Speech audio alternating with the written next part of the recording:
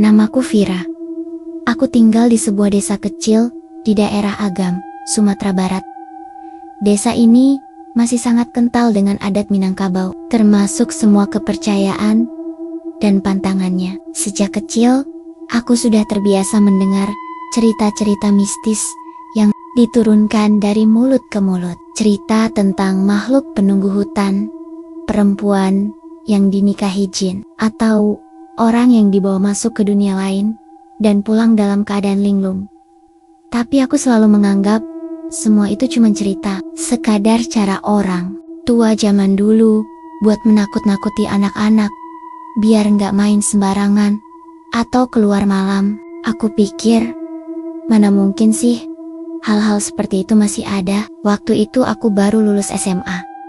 Usiaku 19 tahun. Aku belum kerja. Masih tinggal bersama nenek karena kedua orang tuaku sudah lama merantau ke Jakarta. Rumah kami cukup jauh dari keramaian, dikelilingi kebun, sawah, dan satu-satunya jalan masuk cuma berupa jalan tanah kecil yang hanya muat satu mobil. Malam hari, suasananya sepi banget. Bahkan suara jangkrik pun kadang terdengar nyaring saking sunyinya. Nenekku orangnya sangat taat adat. Setiap sore selalu bakar kemenyan di pojokan dapur, sambil komat-kamit baca doa-doa yang aku pun gak ngerti artinya. Salah satu hal yang paling sering diingatkan ke aku adalah soal larangan keluar malam. Jangan keluyuran lewat jam 11, Vira. Apalagi sendirian, katanya. Banyak yang gak suka sama anak gadis yang kelayapan malam-malam. Tapi ya namanya juga anak muda, kadang rasa penasaran lebih besar daripada rasa takut. Aku suka duduk-duduk di halaman rumah kalau malam, apalagi saat bulan purnama. Suasananya tenang, angin malamnya dingin-dingin sejuk, dan dari tempatku duduk bisa kelihatan jelas langit penuh bintang. Malam itu, sekitar pukul 11:30, aku duduk di bangku kayu di depan rumah. Nenek sudah tidur. Aku masih pegang HP, scroll media sosial sambil ngopi. Tiba-tiba, aku dengar suara langkah kaki dari arah jalan kecil di depan rumah. Suaranya pelan, tapi jelas. Aku langsung nengok. Gak ada suara motor, gak ada senter. Padahal jalan itu gelap banget, cuma diterangi sinar bulan. Jujur aja, aku langsung deg-degan. Tapi aku tetap duduk di situ, berusaha tenang.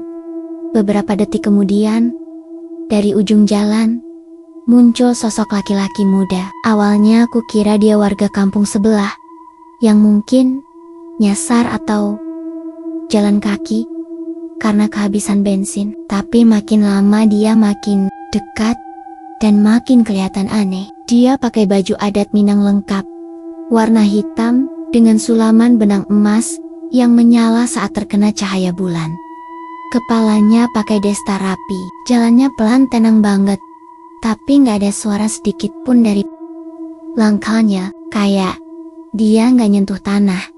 Waktu jaraknya tinggal 5 meter dari tempatku duduk, aku bisa lihat wajahnya. Ganteng banget.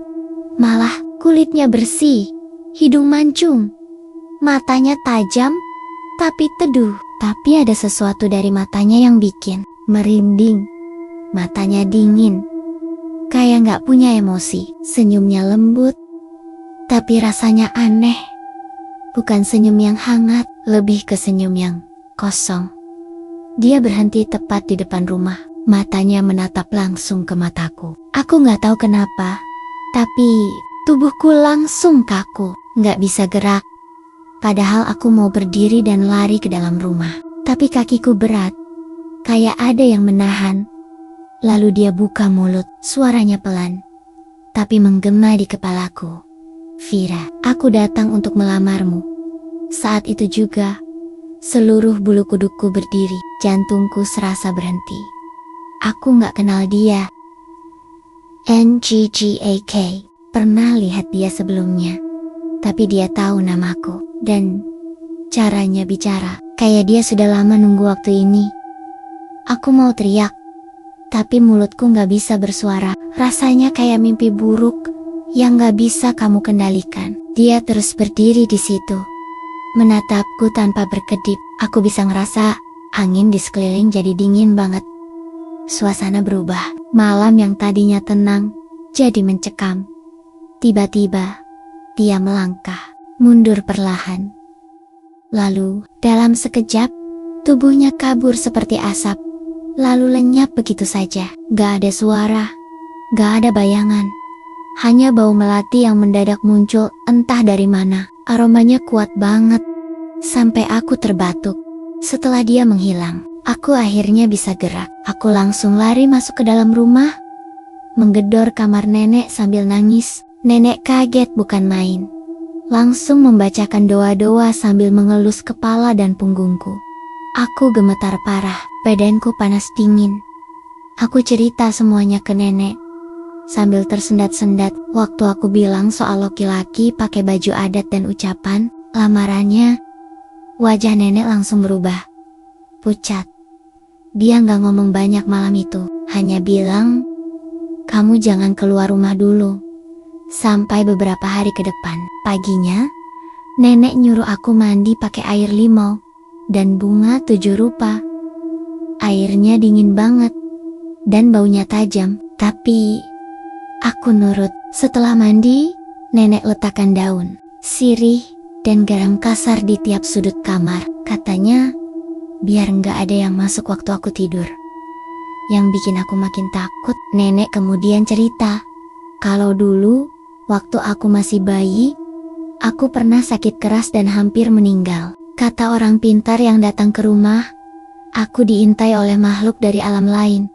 Tapi waktu itu, mereka berhasil menghalau. Cuma, makhluk itu katanya belum pergi jauh. Dia cuma menunggu waktu. Dan malam itu, mungkin waktunya sudah datang. Sejak malam itu, hidupku berubah. Aku gak bisa tidur nyenyak. Setiap malam, ada perasaan was-was yang sulit dijelaskan. Kadang aku ngerasa seperti ada yang mengawasi dari jendela. Padahal, gak ada siapa-siapa di luar. Bau melati juga sering muncul tiba-tiba di kamarku. Padahal gak pernah ada bunga itu di rumah. Kadang samar-samar aku dengar suara laki-laki memanggil namaku pelan, kayak bisikan dari ujung telinga. Suaranya mirip dengan sosok yang datang malam itu. Aku jadi takut tidur sendirian. Nenek sampai pindah ke kamarku karena aku sering bangun tengah malam sambil teriak atau nangis tanpa sadar. Nenek makin sering membacakan doa-doa, bahkan manggil seorang dukun perempuan dari kampung sebelah, namanya Mak Tun. Waktu datang, Mak Tun langsung masuk ke kamarku dan diam di pojokan selama beberapa menit. Tanpa banyak bicara, dia langsung keluar, ambil sesuatu dari tasnya, lalu balik lagi sambil bawa mangkuk kecil berisi air yang dipenuhi bunga dan potongan daun sirih. Dia udah datang lebih dari sekali, kata Mak Tun sambil menatapku. Vira, udah dijadikan calon pengantin. Ini bukan sekadar gangguan biasa. Aku bengong. Calon pengantin? Sama siapa? Makhluk itu. Dulu waktu kamu masih bayi, rohmu sempat diincar, kata Mak Tun lanjut. Tapi waktu itu berhasil dijaga. Tapi sekarang kamu udah dewasa, usianya udah pas untuk diambil. Aku cuma bisa nangis. Aku gak ngerti apa yang terjadi. Aku bukan orang yang suka hal mistis. Aku biasa aja. Gak pernah main-main di tempat anchor. Gak pernah manggil-manggil nama makhluk aneh kayak di film-film. Tapi kenapa aku? Mak Tun bilang, pernikahan seperti ini bukan cuma antara dunia manusia dan dunia gaib, tapi juga bentuk perjanjian lama yang bisa jadi sudah dibuat oleh orang tuaku atau leluhurku dulu. Entah sadar atau tidak, dan sekarang aku yang harus menanggungnya. Setelah ritual mandi bunga itu, aku sempat merasa lebih tenang, tapi cuma sebentar. 2 malam kemudian, aku mimpi aneh. Mimpinya terasa nyata banget. Di situ aku berada di sebuah tempat yang asing. Tanahnya seperti dilapisi kabut. Langitnya gelap tapi nggak malam. Di sekelilingku, ada banyak orang yang berdiri kaku, Semuanya pakai baju adat Minangkabau, tapi wajahnya pucat dan kosong. Mereka hanya menunduk, gak bicara sama sekali. Lalu, dari tengah-tengah kerumunan itu, dia muncul, sosok yang sama seperti malam itu. Wajahnya, pakaiannya, semuanya sama, tapi kali ini, dia lebih dekat. Dia menggenggam tanganku, dan suaranya terdengar jelas di kepala. Vira, ini duniamu sekarang. Aku sudah menunggumu begitu lama. Jangan takut. Kau akan jadi ratu di antara mereka. Aku mau teriak, mau lari, tapi tubuhku gak bisa digerakkan. Dia terus menggenggamku erat, lalu menyentuhkan sehelai kain merah ke kepalaku seperti mahkota. Saat itu juga, semua orang di sekelilingku bersujud. Jantungku berdetak kencang. Tubuhku dingin luar biasa, dan di saat itu juga aku terbangun. Pas bangun, aku lihat aku pakai baju putih panjang. Kamar gelap, tapi ada sinar aneh dari jendela, dan aroma melati itu lagi-lagi muncul, tapi kali ini lebih menyengat. Aku lari keluar kamar, teriak manggil nenek. Nenek langsung bacakan doa karas-karas, sambil mengguyur kepalaku dengan air limau yang sudah disiapkan di baskom. Aku gemetar, tangan dan kakiku dingin, bahkan sampai pagi harinya. Yang lebih menyeramkan, saat aku masuk lagi ke kamarku siangnya, aku nemu sehelai kain merah, terlipat rapi, di bawah bantal. Nenek langsung ambil kain itu, dan membakarnya di luar rumah. Tapi, sebelum kain itu habis terbakar, api sempat berubah jadi biru. Sejak mimpi itu, aku mulai kehilangan banyak hal. Nafsu makan hilang, berat badanku turun drastis. Aku sering linglung, bahkan kadang lupa hari. Beberapa tetangga bilang mereka pernah lihat aku jalan tengah malam sendirian ke arah kebun. Padahal jelas-jelas aku tidur di kamar. Tapi waktu mereka panggil, aku cuma diem, pandanganku kosong. Terus lanjut jalan, sampai akhirnya mereka takut dan biarin aja aku lewat. Maktun akhirnya bilang satu hal yang bikin bulu kuduku berdiri. Vira, kamu udah separuh di dunia sana. Kalau ini terus dibiarkan, lama-lama kamu bakal gak bisa balik. Pernikahan gaib itu sudah berjalan. Tapi anehnya, di sela-sela ketakutan itu, ada bagian kecil dari diriku yang merasa tenang saat melihat dia di mimpi. Sosok itu, meski menyeramkan, tapi dia gak pernah menyakitiku. Dia selalu hadir dengan tatapan lembut dan seolah benar-benar mencintaiku. Itu yang paling menakutkan, karena perasaanku mulai goyah, dan aku sendiri gak yakin apakah aku masih ingin melawan, atau justru mulai menerima pernikahan ini. Setelah semua kejadian aneh itu, hidupku seperti bukan milikku sendiri. Aku semakin sering kehilangan kesadaran. Kadang aku terbangun di tempat asing di sekitar desa di kebun bambu, di tepi sungai. Bahkan pernah di bawah pohon randu, yang katanya angker sejak dulu. Dan setiap kali itu terjadi, aku selalu mengenakan pakaian berbeda. Bukan baju tidur yang kupakai sebelum tidur. Kadang kain batik tua, kadang gaun panjang putih, semua tanpa aku tahu dari mana asalnya. Wajahku juga mulai berubah, kata nenek. Kulitku jadi lebih pucat, pandanganku kosong, dan aku sering bicara sendiri saat malam. Warga desa mulai bisik-bisik. Beberapa bilang, aku sudah disunting makhluk halus. Yang lain bilang, aku kerasukan. Tapi yang paling membuat heboh, suatu malam aku menghilang. Waktu itu sekitar jam 2 pagi, nenek terbangun dan mendapati kamarku kosong. Pintu depan terbuka lebar. Nenek panik dan langsung minta bantuan warga. Mereka mencari kemana-mana, ke sungai, ke ladang, ke bukit kecil di belakang rumah, tapi gak ada jejakku sama sekali. Aku ditemukan 3 hari kemudian, duduk sendirian di tengah surau tua yang sudah lama kosong. Wajahku tenang, tapi tubuhku lemas. Yang aneh, aku memakai baju adat lengkap warna merah emas. Di tangan kiriku melingkar cincin logam tua yang berukir halus, dan di dada bajuku tersemat bunga melati segar. Orang-orang makin yakin aku sudah benar-benar menikah dengan makhluk dari dunia lain. Setelah dibawa pulang, aku diam saja selama 2 hari. Gak makan, gak bicara, hanya menatap kosong ke arah jendela. Tapi mataku penuh air, seolah ada kesedihan yang gak bisa dijelaskan. Baru di hari ketiga aku mulai bicara. Dan yang pertama kali kuucapkan bikin nenek lemas. Dia baik, Nek. Dia sayang sama Vira. Dia cuma kesepian. Nenek langsung sujud sambil menangis. Maktun dipanggil lagi. Dan kali ini, ritualnya lebih besar. Mereka bakar kemenyan di 4 penjuru rumah. Tabur garam kasar di sekeliling pekarangan.